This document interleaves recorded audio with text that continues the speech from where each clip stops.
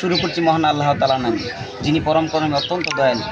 আজকে এখানে যেন উপস্থিত আছি আমি একটা অটো গাড়ি নিয়ে একটা স্টোরিটা হচ্ছে বর্তমানে বাংলাদেশে একটা জুয়া ঢুকছে যে অটো বন্ধ করেন, অটো বন্ধ করেন, অটো বন্ধ করেন।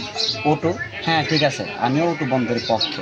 ব্যাপারটা হচ্ছে অটো বন্ধ করেন, এই অটো চালায় দেশের লাখো জনতা, লাখো মানুষ। এখন একটা অটো অবশ্যই লাইসেন্সবিহীন, ট্রেনিংবিহীন এবং যারা এই গাড়ির অটো ড্রাইভার যারা গাড়ি চালায় তারা অবশ্যই অনেকাংশ মানুষ এদের সাথে জড়িত। তার একজন অটো দিয়ে চালায়, তার সাথে কিন্তু একটা পরিবার জড়িত, সে তার অটো চালায়, তার পরিবার চালায়।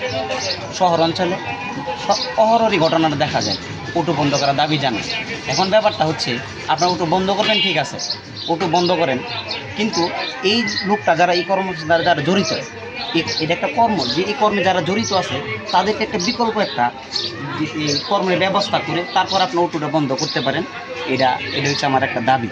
ব্যাপারটা হচ্ছে যদি অটোটা আপনি বন্ধ, হ্যাঁ আমার সামনে একটা ঘটনা ঘটছিল। যেমন আমি সায়েন্স ল্যাবের সামনে একটা অটো ঢুকছিল, ঢোকার পরে অটোর সাথে এই মোটর সাইকেলে ধাক্কা লেগে লোকটা পড়ে গেছিলো ট্রাকের নিচে এবং সাথে তার স্ত্রী মারা গেছে।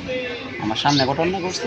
ব্যাপারটা হচ্ছে এরকম প্রতিনিয়ত ঘটনা ঘটে, কারণ অদক্ষ লোক অটো চালায়, যার কারণে এই অটোগুলো তারা ওইভাবে তারা চালাইতে পারে না এবং অ্যাক্সিডেন্টের সম্মুখীন।